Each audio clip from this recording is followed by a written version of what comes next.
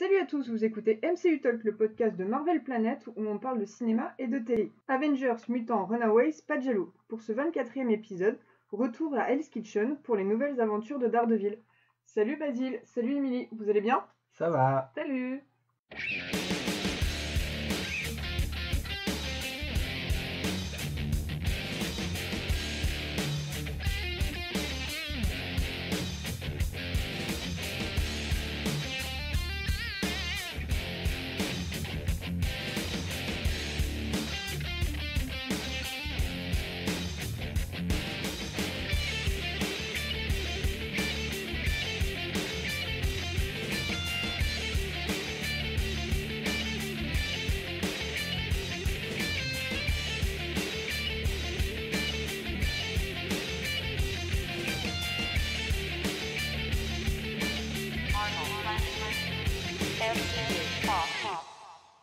Comme toujours, on démarre notre épisode par quelques news.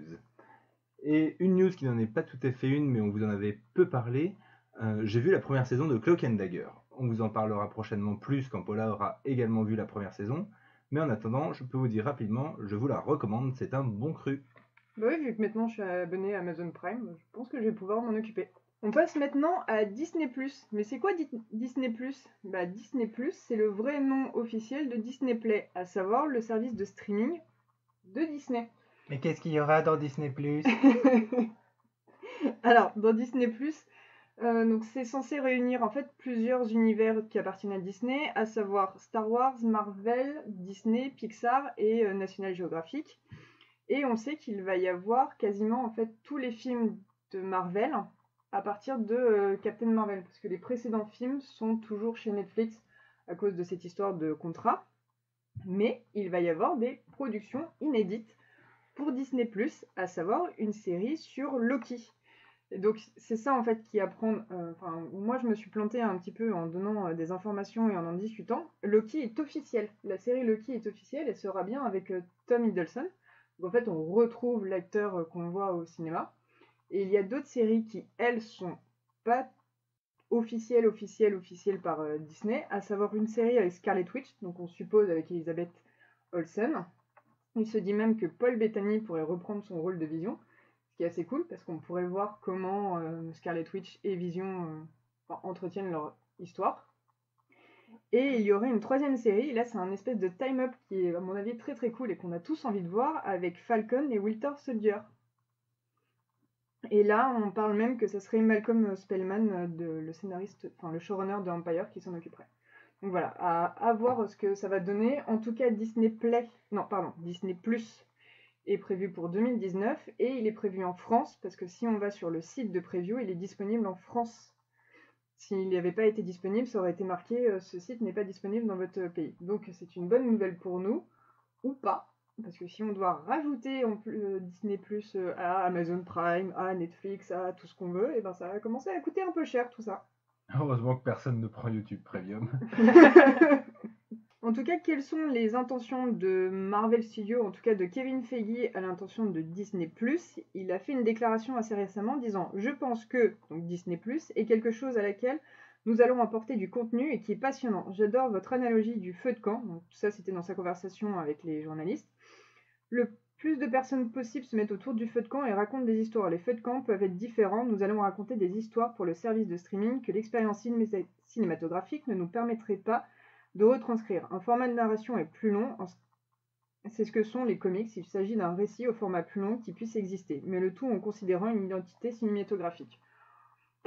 En vrai, s'il fait des trucs aussi cool comme faisait Netflix à son époque avec les séries Marvel, why not? Tant que personne chante Kumbaya autour du feu de camp. Ce mois-ci est pas très très riche en infos et du coup on avait envie de vous partager un petit truc qui nous a fait rire sur les internets. À propos de Venom, il y a Benjamin Bailey qui a posé une question à Ryan Stegman qui lui a dit « Hey Ryan, si jamais Eddie a une érection et qu'il est enveloppé dans le symbiote, est-ce que Venom a également une érection ou est-ce que le costume le cache ?» Ce à quoi Ryan Stegman a tout simplement répondu « Le symbiote en prendra soin. » Voilà, donc Cyril, avec tes questions slip ou caleçon sur Venom, finalement tu aurais pu les poser directement à l'intéressé. Et donc pour info, Ryan Stegman, c'est un scénariste de comics. Voilà. Il y a quand même quelques petites actualités assez sympathiques, notamment pour le MCU qui a brillamment brillé, disons-le comme ça, au People's Choice Award. En effet, le meilleur film d'action élu par le public est quand même Infinity War cette année. Wouhou! Ce qui est pas mal, sachant qu'il y a quand même d'autres films sympathiques. Mission Impossible, par exemple, était sympathique. Meilleure actrice Scarlett Johansson. Wouhou! Là aussi, beaucoup d'excellentes actrices. Pour surdonner à Scarlett Johansson, mais bon. Bon. Meilleure actrice dans un film d'action, ça a été Danai Gurira, qui jouait donc Okoye dans Black Panther. Ouais. Et meilleur acteur, Chadwick Boseman. Wouhou! Donc des comics et de la diversité dans People's Choice Awards. Bravo les People's Choice Awards. Oui. D'ailleurs, vous savez quel jour on est aujourd'hui? On est le 12 novembre. On est le 12 novembre. Si les choses s'étaient passées correctement, on aurait vu le film Inhumain. Parce que le film Inhumain était prévu à la base pour le 2 novembre 2018. Et puis, il y a eu une série. Et puis... Donc voilà, mais c'est finalement le seul film qui a été annulé. Le seul film qui a été annoncé à un moment ou un autre officiellement par Marvel Studios et qui a été annulé et qui ne verra jamais le jour. Inhumain, parti trop vite. Et si on parlait de Captain Marvel? Ça faisait longtemps. J'ai strictement rien à vous dire sur Captain Marvel. Non, il y a toujours un truc à dire. Sur Si Captain ouais, Marvel. non, je suis obligée de racler le fond des internets pour trouver un truc. Si ce n'est que d'après le site de Marvel Japan, qui a un peu plus détaillé l'intrigue, eux ils ont dit que l'intrigue se passerait en 1995. Et c'est génial! C'est sûr On que s'en bat les couilles. 97, ça aurait tout changé. On s'en bat les couilles! Si ce n'est qu'en 94 c'était la Coupe du Monde aux USA et en 96 c'était les JO d'Atlanta. Donc voilà, genre. Et autre truc qui là en fait on s'en fiche un peu moins, mais faut pousser très très loin.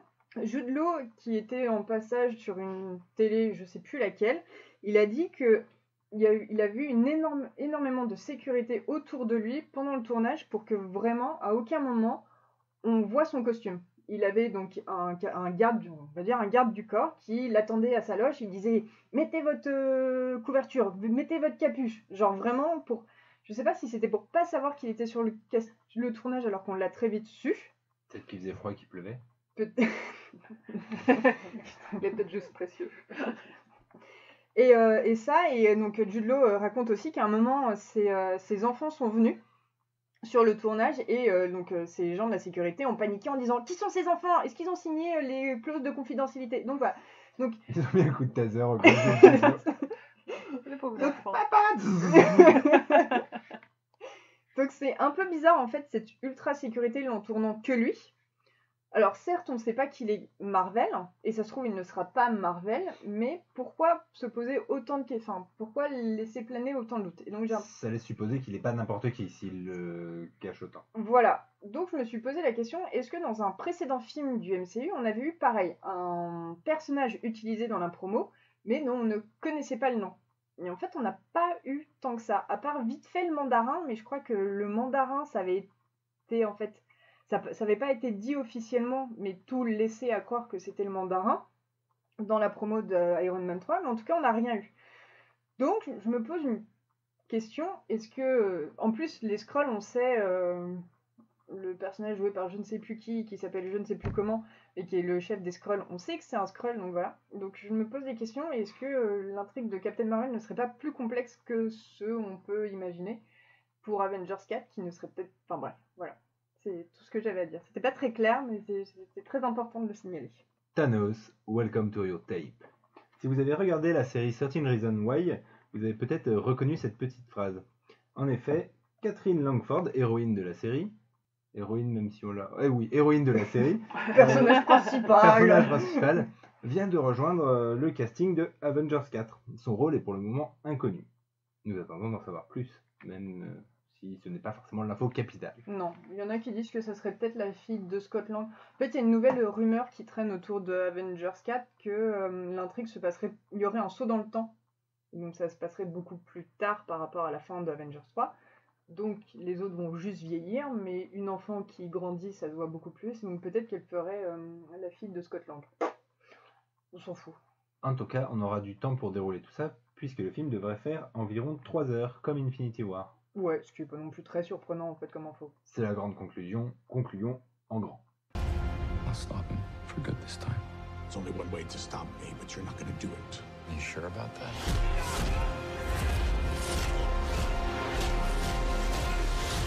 Just be careful that you don't become the monster. Il est temps maintenant pour nous de parler de la 3e saison de Daredevil.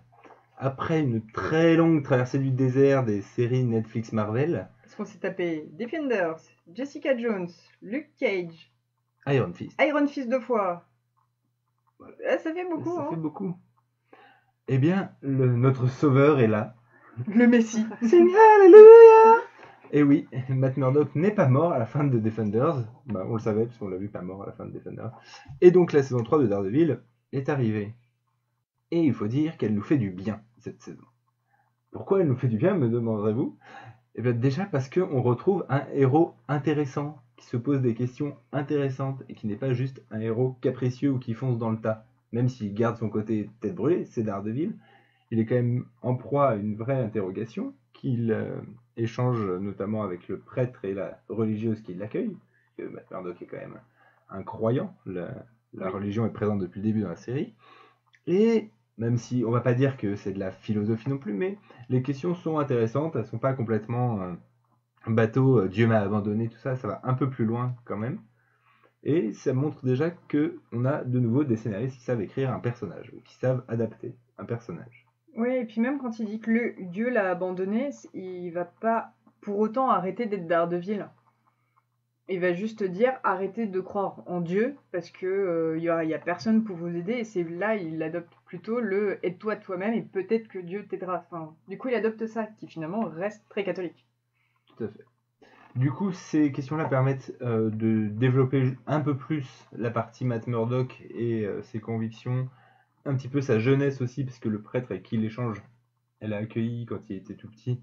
Donc du coup, on a un côté un peu background jeunesse sans nous inonder de flashbacks d'avions qui s'écrasent. Non, finalement les flashbacks on en a qu'un seul et ça le concerne pas lui. Non, et c'est d'ailleurs un très très beau flashback, enfin très bien. Ah non, il y a 2 mis en flashbacks, scène. pardon. Mais Ah oui, il y a un épisode flashback mais ça le sur concerne Karen, pas. Voilà.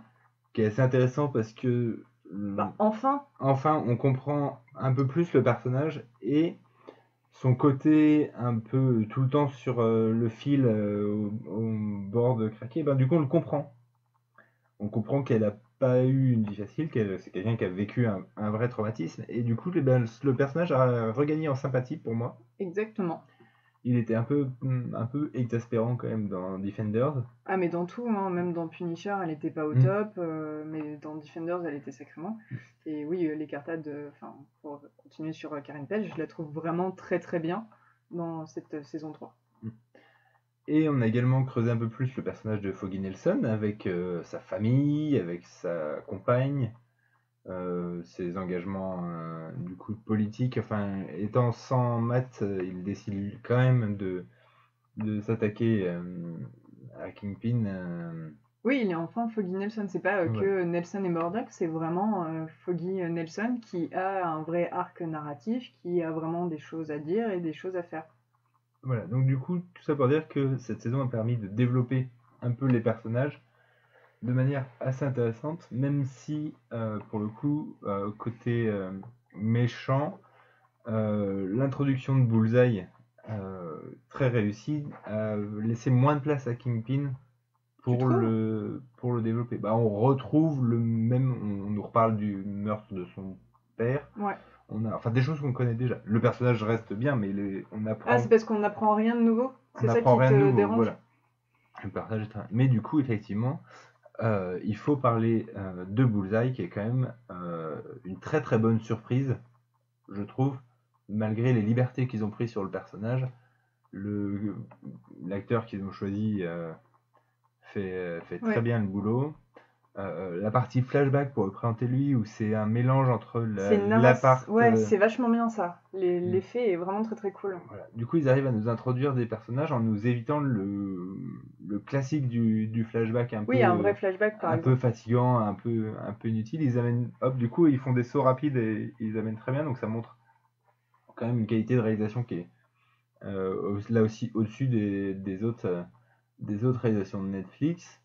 Même personnage de l'agent du FBI, dont j'ai oublié le nom, L'agent Nadim. l'agent Nadim. Il est intéressant, enfin, il est pas juste un pion scénaristique. Je trouve qu'on s'attache quand même un peu à lui. Je sais pas, moi j'ai trouvé enfin, on va pas dire qu'on est à fond, mais ils ont fait un vrai second rôle. Ils ont pas juste mis un pion comme on peut voir dans d'autres séries. On voit sa famille avant même de savoir qu'il est FBI, on voit un peu ses problèmes. Enfin, bref, et du coup, ça fait que tous les soucis de corruption, etc., sont assez solides. Oui, c'est vrai que tout est assez bien imbriqué finalement. Il passe pas soudainement d'agent à agent corrompu. Oui. Il y a une suite logique et du coup, je trouve que ça donne là aussi de la crédibilité à la corruption, on va dire. Voilà, après il y a des personnages où j'ai pas compris. La espèce de hackeuse avec des écrans dans le sous-sol. Ligotée à la chaise, si je dis infernal. pas de bêtises. Voilà. Pour le coup, la chef de l'agent Nadim, elle est du coup un peu trop survolée, et du coup pas très intéressante. Qui d'autre avons-nous dans les La sœur Maggie. Moi, je l'ai trouvé bien. Sœur Maggie, j'ai trouvé très bien. Je l'ai trouvé très bien. Et le flashback, en plus, expliquait vachement... Et finalement, ce que j'ai bien aimé dans le flashback, c'est que... Elle abandonne son enfant, elle abandonne le père de son enfant, et j'ai trouvé ça très bien, surtout qu'après, elle explique à Karen Page à l'époque, on connaissait pas ce que c'était que le baby blues. Et c'est vrai, c'était un truc qui vraiment à l'époque n'était pas connu et ça a beaucoup révolutionné sur les vies familiales et sur les maternités de enfin expliquer que oui, tu peux avoir un baby blues et c'est pas parce que tu mets au monde un enfant que tu as forcément l'instinct maternel et que surtout tu l'as tout de suite envie. Donc j'ai trouvé ça assez bien et assez malin d'expliquer ça, de justifier ça comme ça. Voilà, donc l'écriture des personnages est vraiment toujours un gros point fort de cette série. Il y a une attention qui est portée à chaque niveau. Ouais. Et ça, c'est chouette. Sur la trame de l'histoire, par contre, Netflix souffre toujours du syndrome de trop long. Il y a toujours un creux vers l'épisode 8 ou 10, de 8 à 10 à peu près. De 8 à 10, c'est un enfer. Où ils n'ont pas grand-chose à raconter, mais il faut qu'ils tiennent 12 épisodes.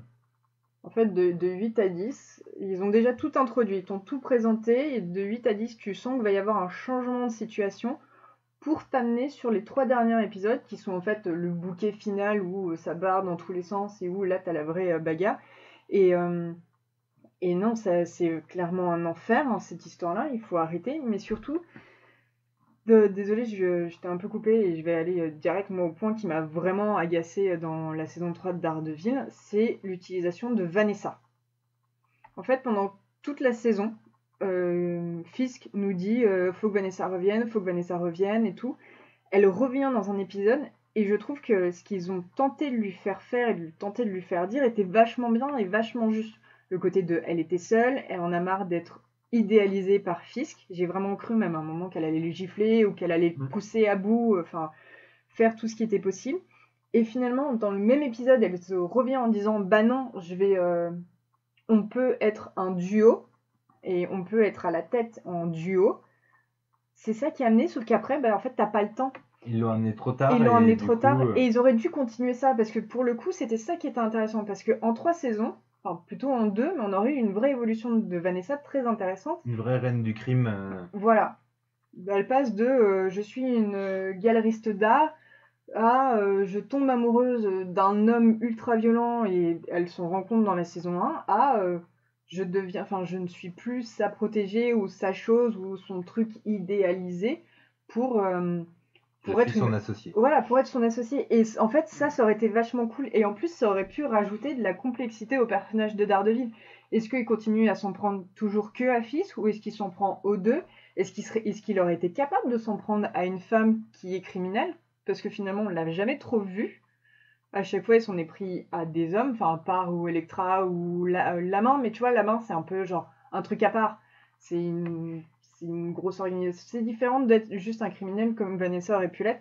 Et en fait, c'est ça. Ils ont raté beaucoup de choses pour se concentrer sur le trio Daredevil, Bullseye et Fisk. Et même Bullseye, à la fin, en fait, il devient pénible et il devient la blague de lui-même. Je dois le tuer absolument, je suis en colère, j'ai le bourdonnement partout, je contrôle plus rien. Il devient Je fais le finalement... ménage en costume. Ouais, putain, je fais le ménage en costume. Je t'avoue que j'avais envoyé un message en disant putain, il est en train de nettoyer en costume, d'où, à quel moment. Mais voilà, donc en fait, ils ont raté des petites choses comme ça. Ouais. Ce qui est dommage. Autre point, là aussi ça m'avait frappé en comparaison avec Iron Fist, c'est les décors. Il y a des choses variées et des choses intéressantes. Il y a bien évidemment le cloître où Matt est au repos, donc voilà, une église, des choses un peu anciennes qui sont assez jolies. Il y a des beaux effets de lumière, notamment sur les vitraux, etc. L'appartement de Fisk forcément va très bien avec le personnage. Il était flippant, cet Ouais. appart. L'appart, il est à la fois magnifique et complètement froid et Ouais, c'est austère, genre tout est en verre, en... blanc, il y a rien au début, parce qu'au début, c'est toujours sa cellule, d'une certaine manière, donc il a aucun confort. Et même après, quand il a tout, ça fait quand même vide, c'est pas humain. Il n'y a pas d'âme. Il n'y a pas d'âme, c'est juste un amoncellement d'objets chers, mais il y a rien, quoi. C'est très très bizarre, cet appart. Il y a aussi l'appartement de Foggy qui montre bien justement la progression du personnage aussi, ce qui est important, c'est de comprendre aussi son statut dans la société, qu'il est devenu un avocat qui pèse, etc. Donc il vit dans une tour en haut, un appart classe et tout. Ouais. Ça permet de comprendre un peu ses ambitions politiques. À l'inverse, le restaurant de ses parents, c'est une boucherie, Boucherie, oui. boucherie de ses parents, où là tu as vraiment le côté un peu le New York populaire comme on peut avoir dans l'imaginaire. Enfin bref, il y a des lieux, tout ça pour dire qu'il y a des lieux variés. Et même l'appartement de Bullseye, enfin Ouais. de Poindexter, finalement déjà lui je le trouve chaleureux, pour le coup. Enfin, peut-être parce qu'il est beaucoup plus petit, beaucoup plus cosy, et c'est plus facile de le rendre plus chaleureux, même si tout est bien rangé. Mais oui, on sent qu'il y a différents personnages, donc du coup, il y a différents lieux qui sont censés les représenter et dans lesquels ils sont censés se sentir bien. Voilà. Et du coup, je trouve qu'on a plus... En fait, Hell's Kitchen a nettement plus d'âme que Chinatown, par exemple, dans Iron Fist. Fist, où tout est pareil. Voilà. On n'a pas les entrepôts lambda et on n'a pas... Voilà. C'est vrai qu'il y a beaucoup d'entrepôts dans Iron Fist. Bah oui, il n'y a que ça. Oui, c'est vrai, j'avais oublié. Et du coup, comme on identifie les lieux aux personnages, ce qui s'y passe a d'autant plus d'importance quand le journal de Karen Page est attaqué. On sait que c'est le journal de Karen Page et que même s'il y a plein de figurants qui sont morts et qu'on voit jamais, on sait que c'est ses collègues et du coup il y a quelque chose d'important. Quand l'église est attaquée, on sait que c'est l'église du prêtre qui accueille Matt Murdock. Du coup, même à nouveau les pratiquants, enfin les personnes qui sont dans l'église qui subissent l'attaque, c'est des figurants, mais il y a un attachement au lieu et du coup il y a quelque chose de différent. Oui, et puis c'est aussi des lieux avec des gens en fait dedans. Parce que si je me souviens bien, dans Iron Fist, la bataille finale qui a lieu dans le centre, il n'y a plus personne dans le centre. Non, c'est ça. C'est ça, en fait, tout a été vidé, sauf là où c'est pas vidé. Et du coup, effectivement, ça me montre aussi la menace sur les civils, qui est quand même la première raison d'être des super-héros, c'est de protéger les innocents. Mais tous ces beaux lieux souffrent d'un petit défaut, qui est toujours un défaut de lumière.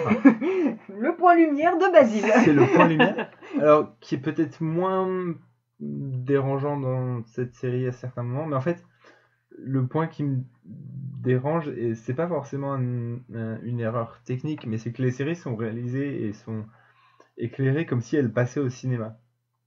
C'est-à-dire que quand tu es dans le noir chez toi, sur ta télé, tu vois très bien, il n'y a pas de problème. Mais quand c'est la journée, ou si tu as un peu un reflet de lumière, ou si tu as un peu... Et bah il y a des moments où tu vois que dalle. Tu vois que dalle. Ou tu te vois toi-même. C'est très gênant ça. Et du coup, moi je trouve ça embêtant de ne pas tenir compte de l'endroit où on diffuse. Alors effectivement, moi je me mets pas toujours en mode ambiance cinéma, popcorn, volet fermé pour pour regarder une série et du coup voilà, c'est un peu agaçant, notamment effectivement on sent que on sait et on voit que les scènes de Bullseye contre Daredevil sont quand même très bien chorégraphiées, tout le pouvoir, on va dire, enfin la technique de Bullseye de lancer plein d'objets et C'est tout, impressionnant. c'est très très bien fait. Il y a de l'imagination dans la chorégraphie puisqu'ils prennent tous les objets qu'ils peuvent, ils font des rebonds, ils font des... Ah oui, non, mais les rebonds, notamment dans la scène au journal, il prend très cher, mais en fait, il prend tout ce que Bullseye lui envoie. On sait qu'il rate jamais sa cible ni machin, mais il prend très très cher à ce moment-là. Et du coup, c'est dommage parce qu'il y a des scènes où moi je voyais Oui, tu vois plus trop. un en peu fait. pas trop parce Ouais. que j'étais pas en mode cinéma chez moi. Mais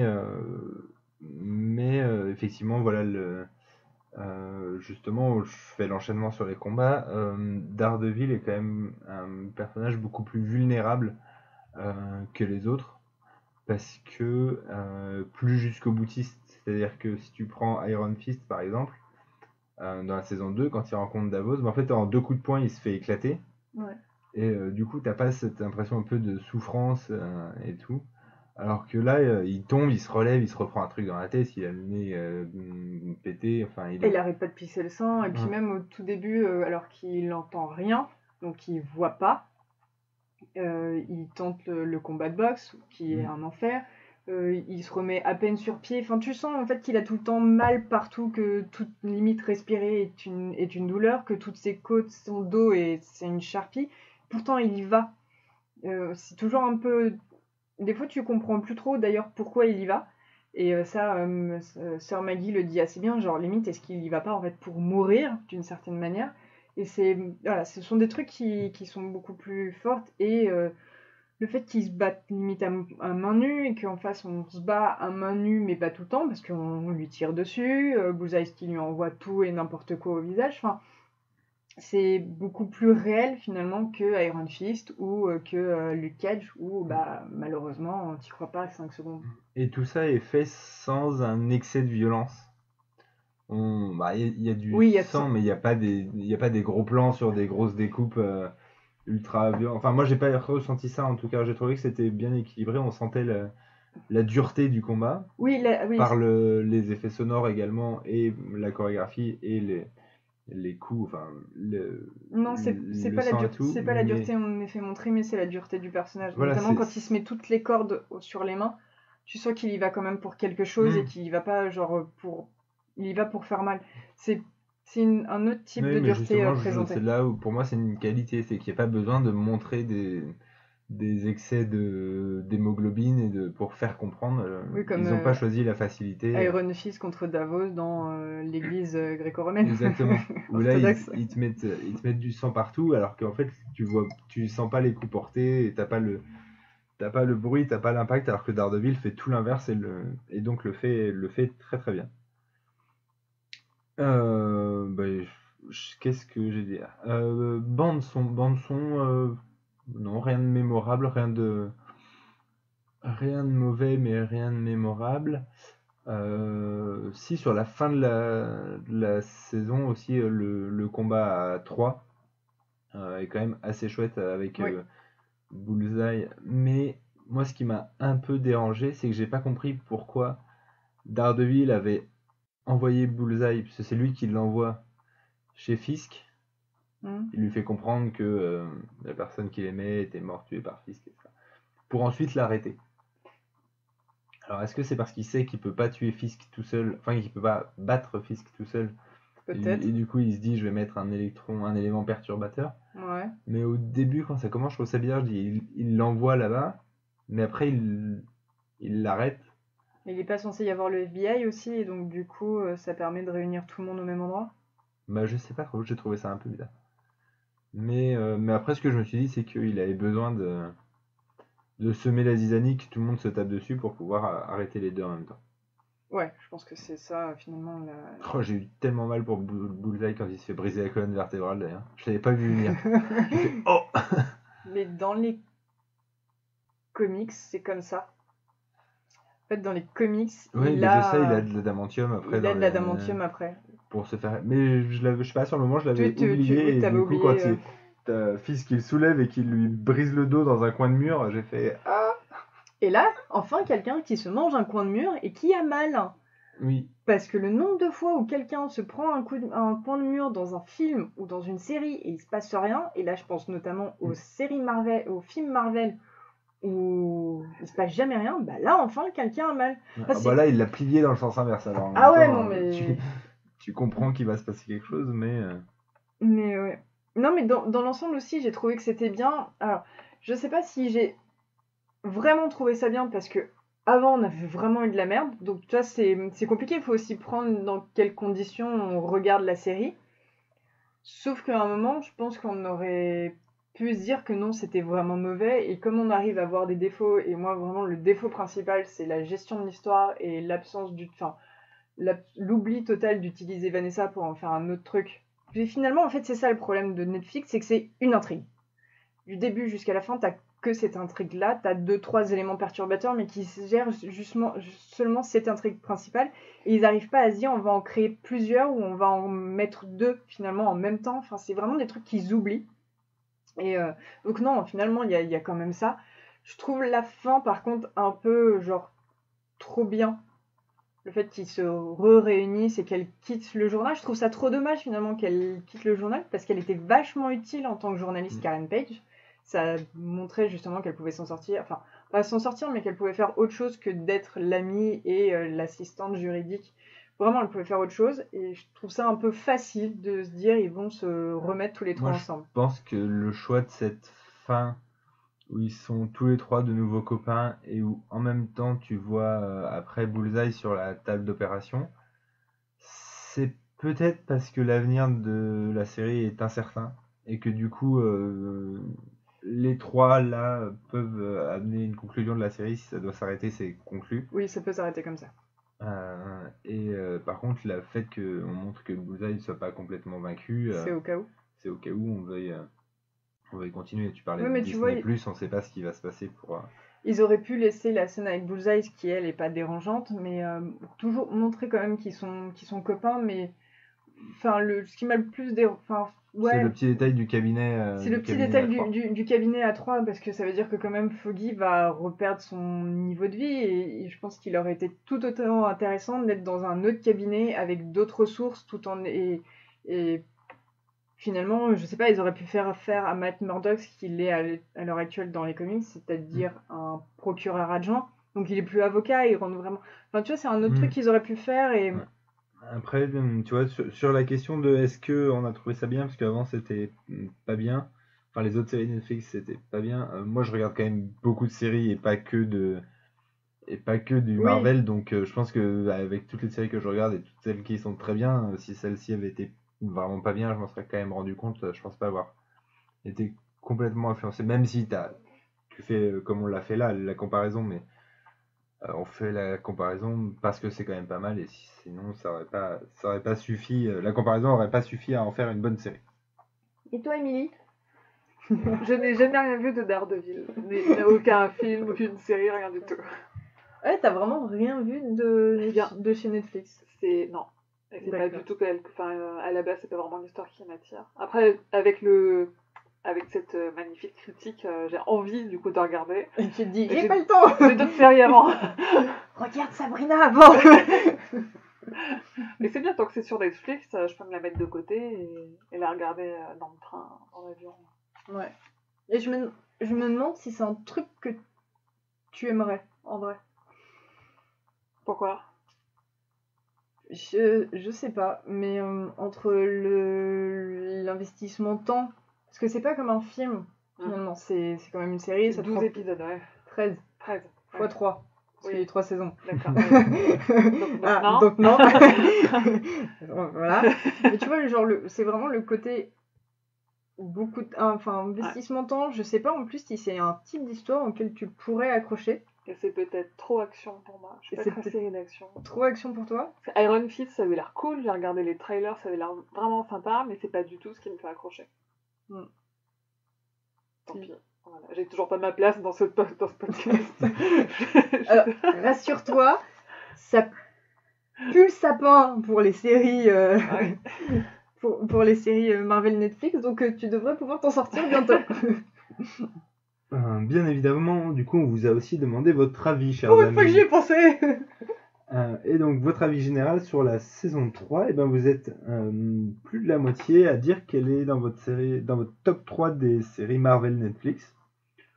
C'est à peu près ce qu'on fait, ce que je ferais moi aussi, même si mon top est toujours flou, mais on va dire c'est dans le top 4, c'est ça. Donc, parce que, attends, avant de regarder ça, t'avais quoi dans ton top 3? Ben, j'avais Daredevil saison 1, Jessica Jones saison 1, Daredevil saison 2. Ok, donc moi c'était l'inverse, parce que c'était d'abord Daredevil saison 2. Ok. Et maintenant, Bah, du coup, je ne sais pas si ça remplace ton numéro si 3? ça remplace la saison 2. Ben, je sais pas non plus si ça peut remplacer la saison 1 de Daredevil. Donc ouais, je pense aussi que c'est Flo, c'est 3,5. Vous avez été aussi 30% à dire j'ai adoré, 12% seulement à dire c'était distrayant, et vous êtes 0% à dire je l'ai déjà oublié ou rendez-moi les trésors de ma vie. Ce qui est un très bon point. Et je crois que c'est peut-être même la première fois que ça arrive, que personne. Oui, c'est possible qu'il y ait aucun vote négatif.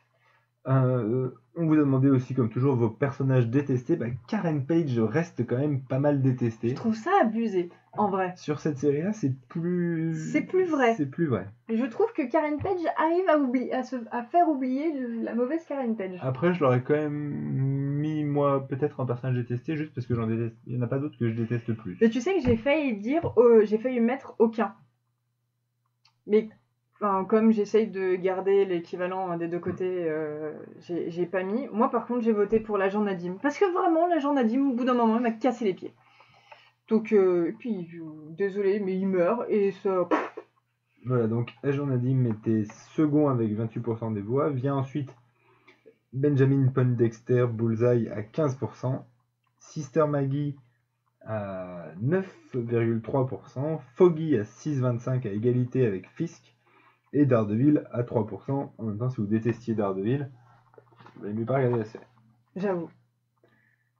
Et donc, à l'inverse, eh bien, Daredevil est en tête dans les personnages préférés, 52%, suivi par Winston Fisk. C'est quand même le duo héros méchant depuis le début. Et Benjamin Poindexter est lui aussi est troisième, pardon, avec 11%, suivi par Karen Page de 5%. Et tu vois, c'est là où c'est intéressant. Personne n'a mis Foggy, ni Sœur Maggie, ni Agent Nadim en personnage préféré. Donc finalement, le détestation de Karen Page n'est pas si grande. Les avis sont plus partagés effectivement la concernant. Sur les saisons d'avant. Et c'est peut-être peut-être que des gens ont voté en disant il faut que je vote pour quelqu'un et dans l'ensemble elle a été assez régulièrement désagréable, donc voilà. Et d'ailleurs sur les personnages détestés, tu voulais pas mettre aucun, mais on a quand même Jade en commentaire qui a mis impossible de voter pour un personnage détesté, je les ai tous adorés. C'est pour ça que j'ai mis son commentaire.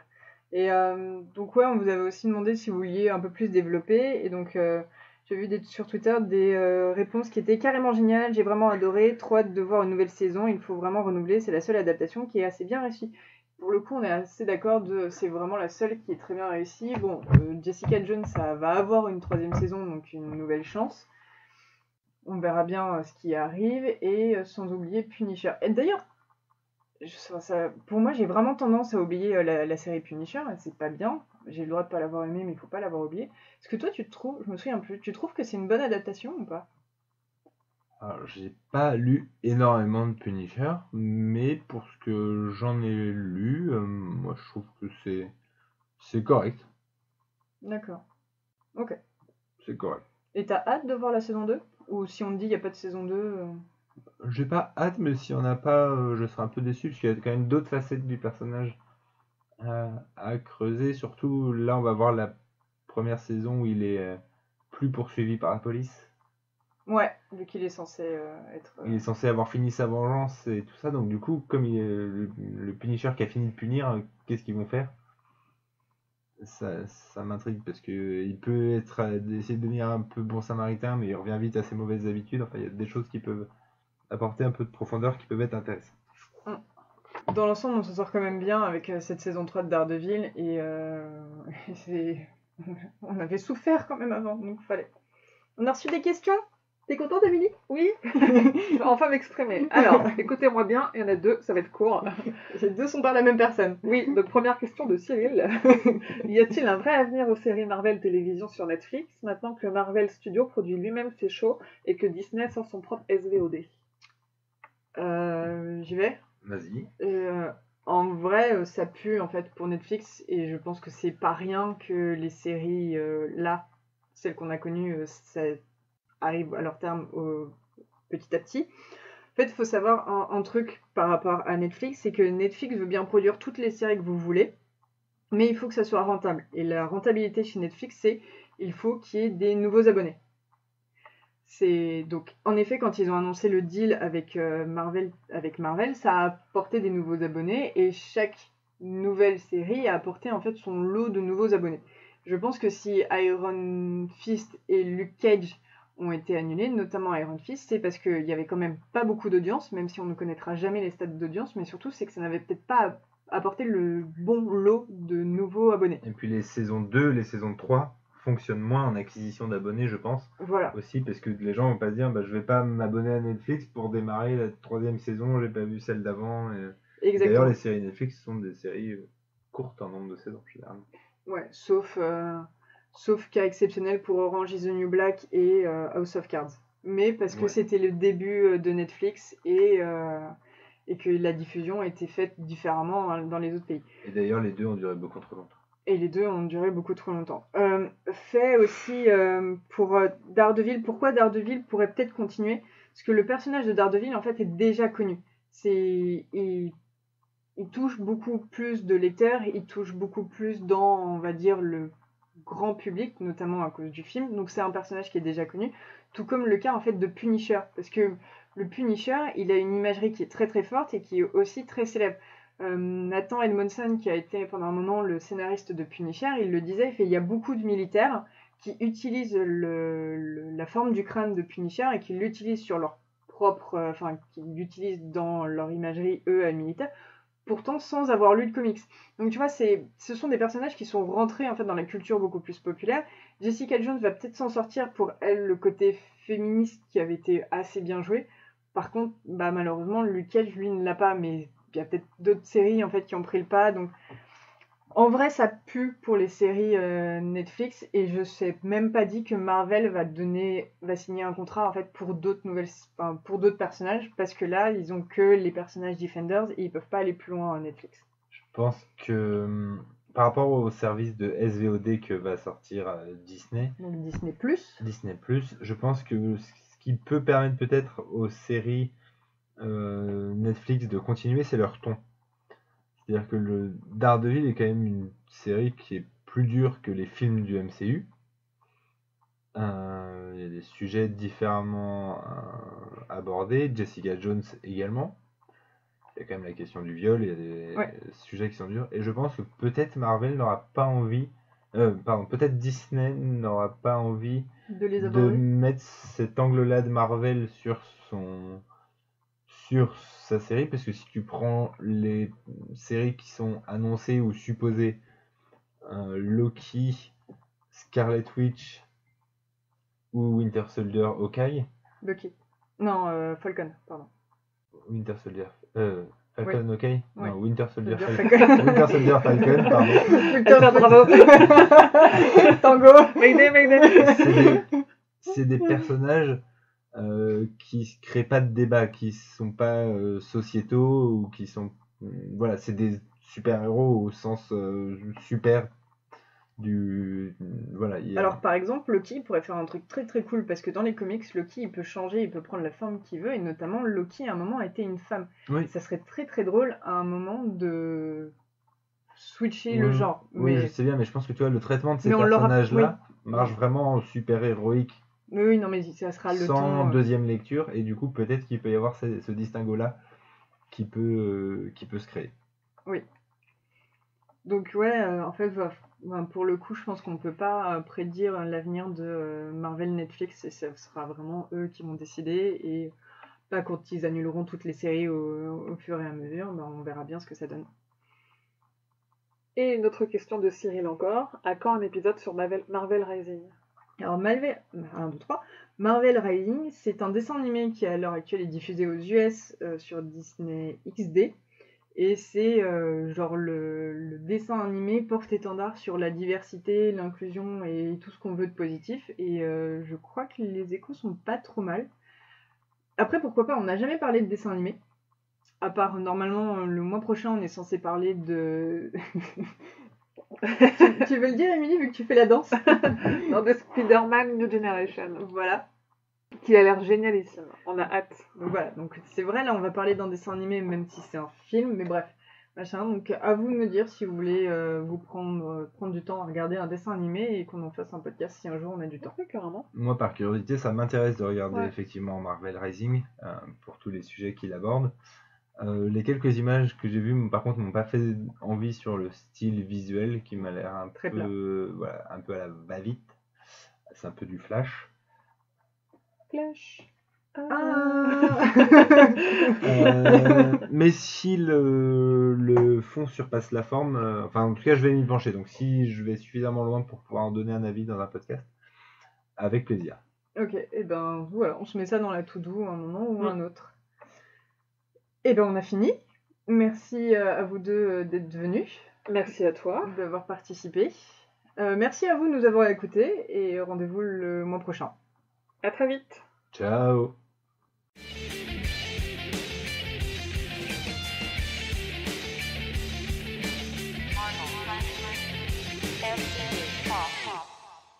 Pas les stylos. Je sais pas où ils sont. Dans ton le soleil pas. Boulangerie, pâtisserie.